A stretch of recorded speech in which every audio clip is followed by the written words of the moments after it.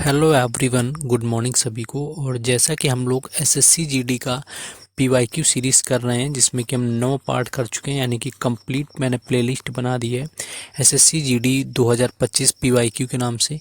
9 videos उसमें upload हो चुके हैं। ये 10 आज आपका रहने वाला है। इसमें सारे वो हम लोग क्वेश्चन कर रहे हैं जो 2023 के जो आपका एसएससी जीडी का एग्ज़ाम हुआ था लास्ट ईयर, सारे के सारे वही क्वेश्चन पूछे जा रहे हैं। तो चलिए बिना टाइम वेस्ट किए शुरुआत करते हैं। बस आप लोगों को थोड़ा सा सपोर्टिव रहना है, वीडियो को लाइक शेयर एंड चैनल को सब्सक्राइब करके रखना है।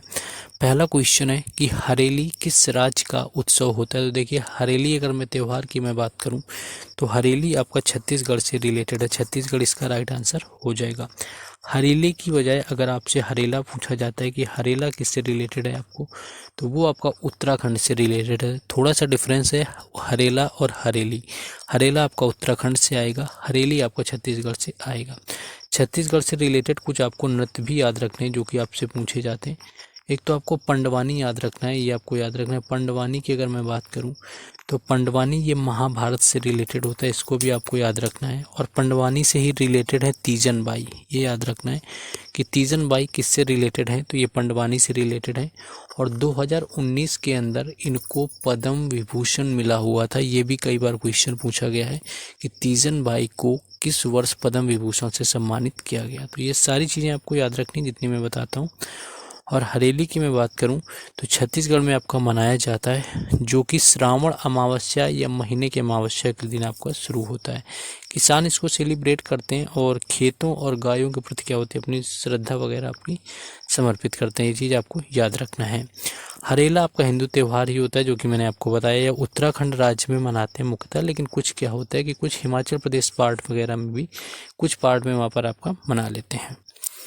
नेक्स्ट क्वेश्चन आपका यहाँ पर आ चुका है, लेकिन उससे पहले हम लोग आगे आपसे बताना चाहेंगे, एक इन्फॉर्मेशन शेयर करना चाहेंगे। देखिए, मैं आपको बता दूं कि जो लोग अभी भी मॉक टेस्ट नहीं दे रहे हैं, तो उन लोगों के लिए बताना चाहूँगा कि बिना मॉक टेस्ट के, यानी कि जिसका भी सिलेक्शन होता है उसमें 1% भी वो लोग नहीं होते हैं जो बिना मॉक टेस्ट दिए सिलेक्ट हो जाते हैं। तो मॉक टेस्ट आपके जो पढ़ाई चल रही है, स्टडी चल रहा है, उसका आपका ये समझिए कि एक अभिन्न अंग है, यानी जिसको हम डिवाइड नहीं कर सकते, ऐसा पार्ट है। तो टेक्स्ट बुक आपका बेहतरीन है, टेक्स्ट बुक आपका मॉक टेस्ट के मामले में, जिसकी सेल चल रही है ग्रैंड फिनाले सेल नाम की, जिसमें कि अगर आप मेरा कूपन कोड राष्ट्र यूज करेंगे तो आपको 307 में पूरे 1 साल के लिए टेक्स्ट बुक का पास प्रो मिल जाएगा। यानी 2025 जो आपका पूरा रहने वाला है उसके लिए टेक्स्ट बुक का पास प्रो मिल जाएगा। और इसमें आप किसी भी एग्ज़ाम की तैयारी करते हैं, उस एग्ज़ाम के प्रीवियस ईयर क्वेश्चन, साथ ही साथ आपको जो होता है उसके मॉक टेस्ट, सारी चीज़ें मिल जाएंगी।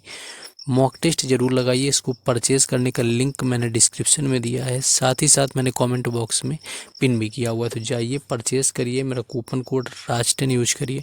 और ये सोचिए, बिना मॉक टेस्ट के आप सिलेक्शन लेना थोड़ा मुश्किल है, थोड़ा क्या ज़्यादा ही मुश्किल है, क्योंकि मोस्टली लोग अपनी कमियां तभी देख पाते हैं जब वो मॉक टेस्ट लगाते हैं। और मॉक टेस्ट के मामले में सबसे नंबर 1 आपका टेक्स्ट बुक आता है। आ जाते हैं अपने टॉपिक के ऊपर, जाइए आप लोग परचेज़ करिए। तो क्वेश्चन आपका ये था कि मार्ले मिंटो सुधार का भारतीय परिषद अधिनियम कब पारित किया गया था। तो अगर मार्ले मिंटो सुधार की मैं बात करूं तो इसका जो भारतीय परिषद अधिनियम था ये पारित किया गया था 1909 में, यानी कि 1909 में आपका मार्ले मिंटो सुधार का भारतीय अधिनियम परिषद जो है आपका प्रस्तुत किया गया था। ये आपका क्या था कि यह सांप्रदायिक चुनावों की स्थापना को चिन्हित किया गया, और वर्ष 1919 में आपका क्या किया गया, इसको आपका पेश किया गया था। नेक्स्ट आ जाते हैं अगले क्वेश्चन में। नेक्स्ट हमारा क्वेश्चन है, भारत की भूमि सीमा की कुल अनुमानित लंबाई कितनी है।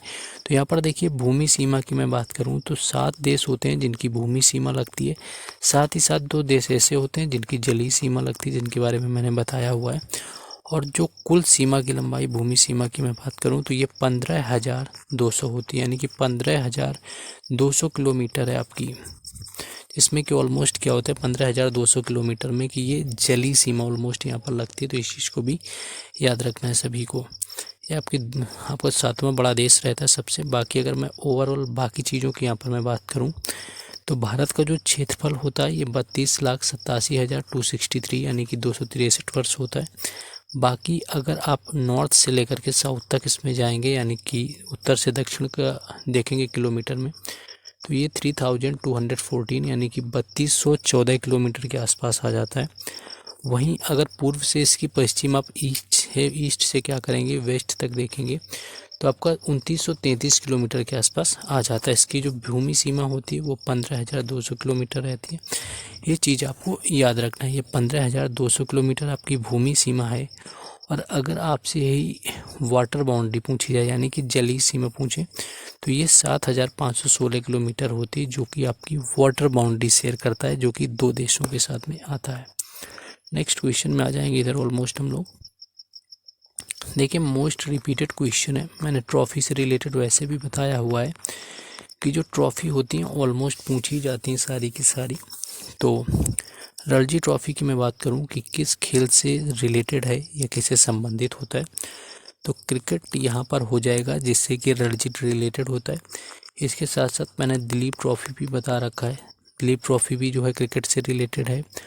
उसके साथ ही क्या याद रखना है, दिलीप ट्रॉफी के साथ में आपको विजय हजारे ट्रॉफी याद रखना है। विजय हजारे ट्रॉफी भी आपका कई बार पूछा जाता है। विजय हजारे ट्रॉफी के साथ में आपका पूछ लिया जाता है रणजी हो गया, आपका विजय हजारे ट्रॉफी हो गया। ईरानी कप आपका याद रखना है, ईरानी कप भी मोस्टली पूछ लेते हैं कहाँ का है, तो ईरानी कप भी आपका क्रिकेट से रिलेटेड ट्रॉफी होता है। तो ये मोस्टली ट्रॉफी वगैरह पूछ लेते हैं। जैसे कि अगर मैं बात करूँ, देखिए कुछ क्रिकेट की ट्रॉफी में आपका रणजी हो गया, ईरानी हो गया, दिलीप ट्रॉफी हो गया, सीके नायडू हो गया, देवधर ट्रॉफी भी आपका होता है, जेकेडी आपका बिरला हो गया। तो ये आपके क्रिकेट से रिलेटेड हैं।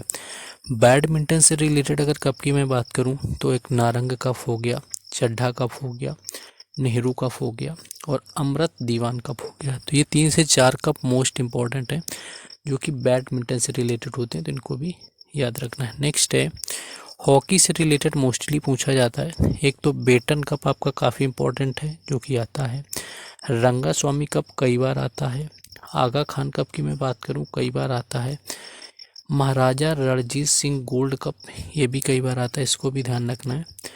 और मुरुगप्पा गोल्ड कप ये भी इंपॉर्टेंट है, इसको भी याद रखना है। इंदिरा गांधी गोल्ड कप ये भी याद रखना है। तो 4 से 5-6 ऐसे हैं आपको ट्रॉफी जो कि हॉकी से रिलेटेड है और मोस्टली पूछी जाती है, वो आपको याद रखना है।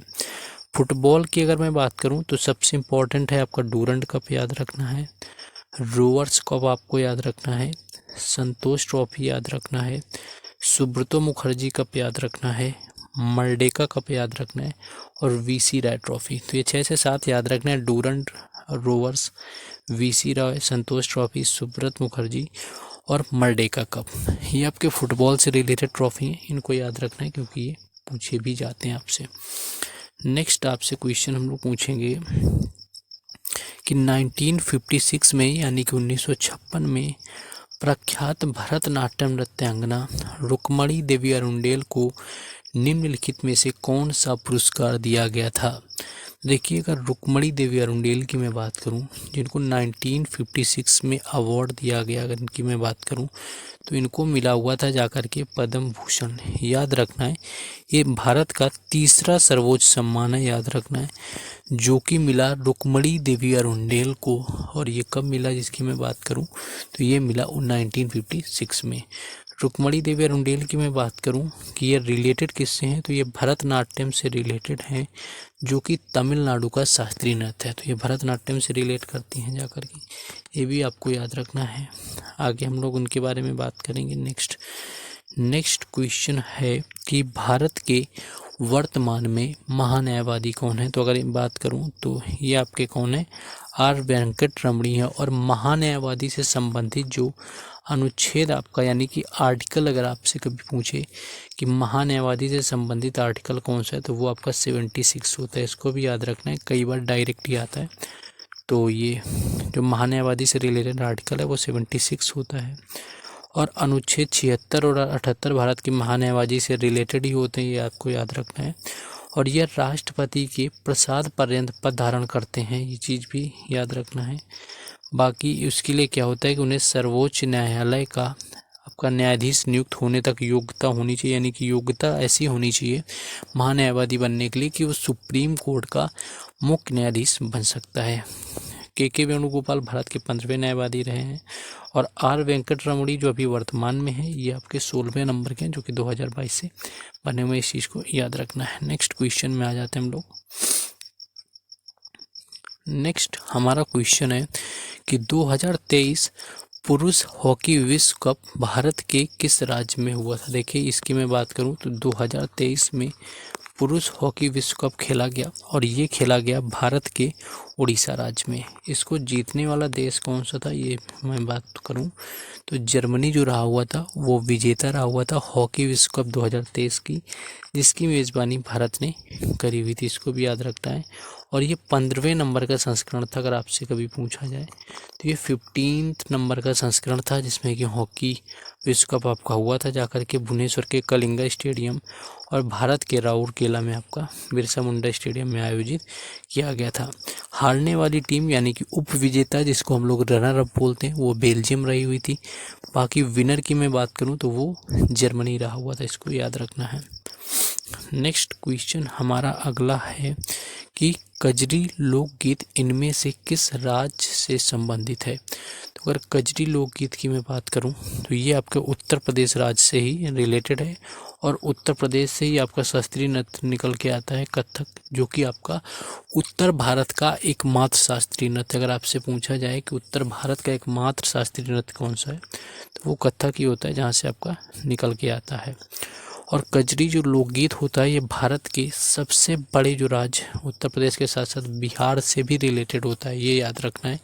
ये कभी कभी हो सकता है कि ऑप्शन में ना दिया हो आपको, मान लीजिए यूपी, तो बिहार टिक कर सकते हैं, इस चीज़ को भी याद रखना है। नेक्स्ट आ जाते हैं अगले क्वेश्चन में हम लोग। नेक्स्ट है कि भारत के निम्नलिखित में से किस केंद्र शासित प्रदेश की साक्षरता दर आपकी सबसे ज़्यादा है। यहाँ पर यूटी की बात करी गई है। देखिए स्टेट की बात नहीं करी गई है, क्योंकि स्टेट के मामले में आपका केरल आता है, आपको वैसे भी पता है। तो यहाँ पर अगर मैं यूटी की बात करूँ कि सबसे ज़्यादा साक्षरता किस केंद्र शासित प्रदेश की है, तो वो लक्षद्वीप की। ये चीज़ आपको याद रखना है, लक्षद्वीप की जो साक्षरता है वो सबसे ज़्यादा है। और अगर आपसे लिंगानुपात की बात कर ली जाए कि लिंगानुपात सबसे ज़्यादा किस राज्य का है, तो वो आपका पांडिचेरी का। इसको भी याद रखना है, कई बार पूछा जाता है कि सबसे ज़्यादा लिंगानुपात जो है किस आपके इस यूटी का, यानी कि किस केंद्र शासित प्रदेश का है, तो उसमें आपका आ जाता है जाकर के, इसकी मैं बात करूं आपका पांडिचेरी आ जाता है। इसको आपको याद रखना है। बाकी राज्यों में आपका केरल ही सबसे ज़्यादा साक्षर माना जाता है, इसको भी याद रख लेना है। बाकी सबसे कम साक्षरता अगर ये पूछा जाए कि किस राज्य की महिला साक्षरता सबसे कम है, तो वो राजस्थान आता है, क्योंकि जीडी में क्वेश्चन आ चुका है कि सबसे कम महिला साक्षरता जो है वो किस राज्य की है, तो वो राजस्थान की आ जाती है। उसको याद रखना है। परसेंटेज इनके इतने इम्पोर्टेंट नहीं हैं कि बिल्कुल याद रखा जाए। नेक्स्ट क्वेश्चन अगला है कि इंदिरा गांधी सरकार ने किस पंचवर्षीय योजना के दौरान 14 प्रमुख भारतीय बैंकों का राष्ट्रीयकरण भारत में हरित क्रांति का शुभारंभ किया। यानी कि भारत में हरित क्रांति की शुरुआत कब हुई, ये क्वेश्चन तो मैंने आपको प्रैक्टिस सेट 9 में करवाया ही था। आपका मान लीजिए एक ही में जॉइंट क्वेश्चन मिल गया। और भारतीय बैंकों का राष्ट्रीयकरण, ये दोनों चीज़ें तीसरी पंचवर्षीय योजना में हुई थी, ये चीज़ याद रखना है। और तीसरी पंचवर्षीय योजना गॉडगिल मॉडल पर आधारित थी, ये चीज़ भी याद रखना है। तो ये जो आधारित थी ये गॉडगिल मॉडल पर आपकी आधारित थी, इसको याद रखना है। सबसे असफल योजना मानी गई, इसके भी याद रखना है। और बैंकों का जो 14 बैंकिंग थी उनका राष्ट्रीयकरण जो हुआ और हरित क्रांति की जो शुरुआत हुई, सॉरी आपका यहाँ पर चौथी दिया हुआ है आपका बैंकों का राष्ट्रीयकरण से रिलेटेड, एक्चुअली ये आपका अलग से दे दिया है यहाँ पर देखिए। तो ये आपका जो हरित क्रांति आया हुआ था वो तीसरी पंचवर्षीय योजना में था, और जो राष्ट्रीयकरण आपका जाकर के हुआ था ये आपका चौथी पंचवर्षीय योजना में हुआ था। इस चीज़ को याद रखना है। तो ये आपका 14 थोड़ा सा मिस्टेक हो गया, यहाँ पर हो जाती है मिस्टेक। तो ये आपका चौथी पंचवर्षीय योजना का देखिए टाइम पीरियड आपको पता है 1969 से 1974 के आसपास हुआ था जाकर के। हरित क्रांति को देखिए इससे पहले ही आ गए थे 1965 के आसपास। ये चीज़ आपको याद रखना है। और क्या याद रख सकते हैं, 14 बैंकों का इसमें राष्ट्रीयकृत आपका किया गया था, इस चीज़ को भी याद रखना है। तो ये कुछ क्वेश्चन थे जो मैंने आपको करवाए आज की आपके 10th वीडियो में। आगे हम लोग आगे ऐसे ही कंटिन्यू करेंगे और 2023 में जितने भी क्वेश्चन आए हुए हैं जीडी के सभी को समाप्त करेंगे। बस आप लोगों का थोड़ा सा सपोर्ट चाहिए कि यानी कि इतना रिएक्ट करिए, इतना रिएक्शन तो एटलीस्ट वीडियो के साथ होना चाहिए कि हमें भी थोड़ा सा मोटिवेशन मिल सके कि हम लोग काम कर सकें। तो लाइक शेयर एंड सब्सक्राइब कर लेना है, बाकी कमेंट वगैरह करके भी थोड़ा सा मोटिवेशन देते रहना है। बाकी मिलते हैं नेक्स्ट वीडियो में। जय हिंद।